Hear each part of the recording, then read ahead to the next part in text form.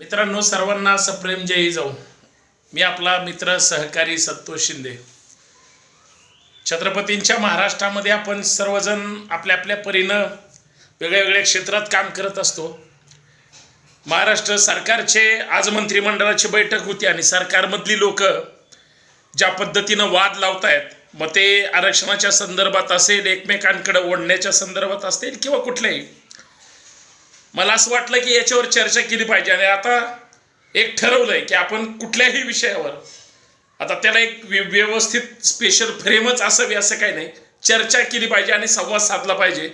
वेगळ्या वेगळ्या पद्धतीनं हा व्लॉग समजून तुम्ही आपण चर्चा करूया. पूर्वी शाळेत असताना काही वाक्य असायची, राम ओठ, छगन बस, छगन पळ, छगन जा. आता तुम्हाला वाटेल हे असं का आपण चर्चा करतोय. जो जो ज्या ज्या समाजाचं प्रतिनिधित्व करतो तो त्या समाजाला काहीतरी म्हणजे त्याचं त्यालाच मिळावं, त्याचं संरक्षण व्हावं यासाठी प्रयत्न करतायत. तर काही जण सत्तेवर आहेत, पिढ्यानं पिढ्या आहेत, वर्षानुवर्ष आहेत, पण आपल्या समाजाला द्यायचं म्हणलं की त्यांना असं वाटतं मग माझ्या सतरंजा कोण टाकेल, झेंडे कोण उचलेल, माझा जय जयकार कोण करेल. आणि हे सगळ्या समाजाला लागू आहे. म्हणजे छत्रपती शिवाजी महाराजांचा जर काळ सोडला आणि त्याच्यानंतरचा जर काळ अनुभवला तर एक गोष्ट लक्षात येते, त्यावेळेस स्वराज्यासाठी मावळे प्रामाणिकपणे लढायचे, प्रामाणिकपणे काम पण करायचे. आता मात्र त्या पद्धतीनं होतंय का, हा एक संशोधनाचा विषय. आणि हा सगळा विषय ज्यावेळेस संशोधन करून आम्ही चर्चा करतो त्यावेळेस परत एक गोष्ट लक्षात येते की साल्या लोक ठरवून काही गोष्टी करतात. काय लोक ठरवून त्यांना काहीतरी भूमिका हे करायच्या असतात. बघा, लोकांना अजिबात काही देणं घेणं नाही आपला नेता कसा आहे. आपला नेता आपल्यासाठी काम करेल न करेल नेत्याला अजिबात वाटत नाही लोक आपल्यासाठी किती प्रामाणिक राहतात. स्वराज्यासाठी मावळे प्रामाणिक राहिले, प्राण दिले, रक्त सांडलं, स्वराज्य मिळवलं. त्याच्यानंतर राजकारण सुरू झालं, मग इंग्रज आले, बाकीचं जे काही तमाशा झाला तुम्हाला माहितीच आहे. परंतु सत्ताधीश जी लोक माणसं होती, मग ते कुठल्याही विचारधारेचे असू दे, विचारधारा इथं गौण असते. माणसं आपली असतात, ती फक्त इकडे जमाना म्हणून तिकडे जातात, तिकडे जमाना म्हणून इकडे येतात. तसाच तो प्रकार आहे. आणि त्या प्रकारामध्ये सध्याचं जुनं आणि आत्ताचं राजकारण जर आपण तपासण्याचा प्रयत्न केला, एक गोष्ट मात्र लक्षात आली, साले हे सगळे एकत्र आहेत आणि सगळे लोकांना वेड्यात काढायचं काम करतात. सगळे सोयीनं भूमिका घेतातच. आणि मग ह्यांच्या भूमिका ह्या समाज हिताच्या जर नसल्या, ह्यांच्या भूमिका जर तुमच्या माझ्या हिताच्या नसल्या, तर यांना काय चाटायचंय का. आणि ह्या सगळ्या गोष्टीवर आपण बोलणार नाही तर कोण बोलणार. म्हणून मला प्रश्न पडतो की राज्यकर्ते एवढे निबरडक झालेत, गेंड्याचे किंवा रानटी आहेत, हे त्यांच्या कार्यकर्त्यांना का कळत नाही. सगळ्या पक्षामध्ये अंधभक्त आहेत. अंधभक्त फक्त मोदीचे आहेत किंवा भाजपचे अजिबात नाही. हा फार फार मोठी अंधश्रद्धा आहे. भाजपवाल्यांनो हे पण लक्षात ठेवा, तुमच्यापेक्षा जास्त डेंजर अंधभक्त या इतर पक्षांमध्ये, कुठल्याही पक्षाचं नाव घ्या. आणि मग ही जर परिस्थिती असेल, चांगलं त्यांच्या नेत्यानं केलं त्यांना चांगलं वाटतं, वाईट केलं तरी चांगलं वाटतं. हा बुद्धीचा म्हणजे दिवाळखोरीपणा.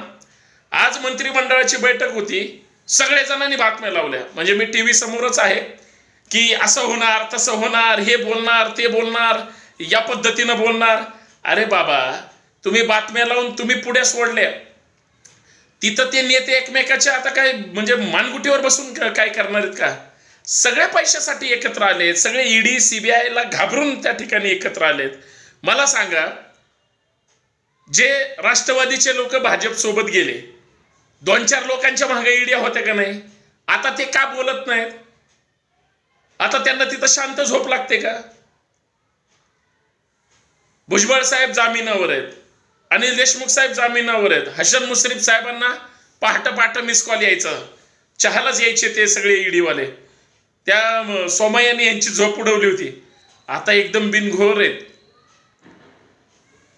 आता शिवसेनेच्या पाठीमागे लागले. उद्धव ठाकरेच्या रोज एका नेत्याला ईडीची चौकशीची नोटीस येते.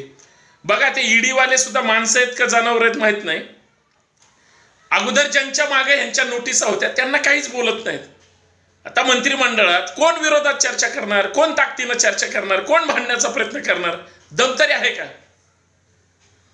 महाराष्ट्राच्या सगळ्या लोकांचं लक्ष लागून होतं माध्यमांकडे, टीव्ही समोर, की आज मंत्रिमंडळाच्या बैठकीमध्ये मुख्यमंत्री काय भूमिका घेणार, उपमुख्यमंत्री समजा संभाजीनगरला होते त्यांनी काय आदेश दिला असेल, दुसरे अजून डेंगूतून दुसरे उपमुख्यमंत्री ओके झालेत का नाही माहित नाही, आणि सगळ्यात महत्वाचं यांनी मंत्रिमंडळामध्ये काय चर्चा केली हे फक्त यांनाच माहिती आहे. पण ह्याची हवा एवढी केली की जोरात एकदम, काय विषय नाही त्याचा. निर्णय काय घेतला, काय निर्णय घेतला, काय निर्णय घेणार. तर हे जर अशा पद्धतीनं भूमिका घेत असतील तर ह्यांना थोडी तरी म्हणजे नुसतं वातावरण गरम करायचं, एकमेकाच्या विरोधात बोलायला लावायचं, भडकवायला लावायचं, येड्यात काढायचं आणि टोकाची बातम्या ब्रेकिंग्स करायच्या आणि सगळं तशाच पद्धतीनं हे करू द्यायचं. म्हणजे असं जर ह्यांचं घाणेरडं राजकारण असेल तर यांच्या राजकारणाला म्हणजे काय, कशाची किंमत द्यायची, उपमा द्यायची. हे सगळे चोरांचा बाजार सुरू आहे आणि चोरांच्या बाजारामध्ये आमच्या लोकांना जर काही कळत नसेल, आम्हाला आमच्या हक्काचं महत्वाचं काय जर मिळायचं असेल, मिळवायचं असेल तर ते तर मिळवायचंच आहे. पण बाकीचं काय नाही मिळालं मंत्रिमंडळाच्या बैठकीतून काय महाराष्ट्राला, नाही आरक्षणाचा प्रश्न, नाही जरांगे पाटलाचा प्रश्न, नाही भुजबळ साहेबांचा प्रश्न, नाही अजून त्या शेंडगे साहेबांचा प्रश्न, मराठा आरक्षणाचा प्रश्न प्रलंबित आहे, धनगर आरक्षणाचा प्रश्न प्रलंबित आहे. अत्यंत ताकदीनं हे सगळं. मग हे काय करतात, काहीतरी दिलासा देण्यासाठी याची समिती केली, त्याची समिती केली. नेत्यांनो माईच्यानं सांगा बरं, या सगळ्या गोष्टीतून प्रश्न सुटणार आहे का? तुमची तरी इच्छाशक्ती आहे का, दम आहे का कुठल्या नेत्यांमध्ये? बरं, सगळे नेते आमचेच आहेत, फक्त थोका बदलतात बोटावरचा, नेतृत्व बदलतात, दुकान तशाच पद्धतीनं चालू ठेवतात. आम्हाला हेच बघायचं आहे का फक्त? आम्हाला हेच आम्ही बघणार आहे का? आम्हाला दुसरं काही ह्यांच्याकडून अपेक्षा नाहीत का? आम्ही ज्यांना आमचा नेता म्हणतो तो नेता साला काहीच बोलत नाही, मंत्रिमंडळाच्या बैठकीत बोलत नाही, बाहेर प्रेसला बोलत नाही, कुठंच काही दिसत नाही, कुठं काय फिरकत नाही. आता काही काही जण तर मुंबईलाच फिरकाना झाले. तर महाराष्ट्राचं राजकारण हे हलवणार कधी आणि ह्यांच्याकडून महाराष्ट्र हलवण्याची अपेक्षा कधी करायची? कारण सगळं सोयीनं हे करतात, सगळं स्वतःच्या ताटामध्ये कसं ओढून घेता येईल, एखाद्या समितीमध्ये सरकारमध्ये कसं समाविष्ट होता येईल, आणि सगळ्यात महत्त्वाचं सगळ्या समितीमध्ये स्थापन होऊन किंवा काहीतरी स्वतःकडे मिळवून काहीतरी तुकड्यावर खुश होऊन जर अख्ख्या समाजाला हे वेटीस धरणार असतील तर हे फार चुकीचं आहे. हे वेगळं सांगायची गरज नाही. म्हणून मला नेमकं सांगायचंय, नेमकं बोलायचंय ते एका शब्दात सांगतो. सगळे नेते समाजाच्या नावावर राजकारण करत आहेत, हे सगळे फसवणार आहेत. कारण हक्काचं महत्वाचं कोणालाच काय मिळत नाही, वर्षानुवर्ष संघर्ष यांची देण्याची दानत नाही, हे या माध्यमातून मला लक्षात आलं. मंत्रिमंडळाची बैठक ही काहीच कामाची नव्हती. सगळ्यात महत्वाचा आज निर्णय काय घेतला, पंढरपूरच्या मंदिरातल्या तिथल्या ट्रस्टच्या सगळ्या संयोजकाने जी काय आता कार्तिकी वारी असेल त्याला उपमुख्यमंत्र्यांना अजिबात निमंत्रण देणार नाही. आरक्षणाचा प्रश्न अगोदर मार्गी लावा तरच पूजेला या, नाहीतर अजिबात येऊ नका. यावर्षी पूजेचा मान पंढरपूरच्या कार्तिकी वारीचा हा उपमुख्यमंत्र्यांना नसेल. एक तर कुठल्या उपमुख्यमंत्र्याला पाठवायचा हा वाद होता, आता तर ह्यांना बोलवलंच नाही. म्हणजे ही ह्यांची राजकीय सध्या शीतयुद्धाची पात्रता आहे, लक्षात ठेवा. धन्यवाद पंढरपूरकर आणि विठ्ठल रुक्माई मंदिर जी काही देवस्थान समिती आहे त्या सगळ्यांचे महाराष्ट्राच्या वतीनं आभार आणि सर्वांना धन्यवाद. जय जिजाऊ, जय शिवराय.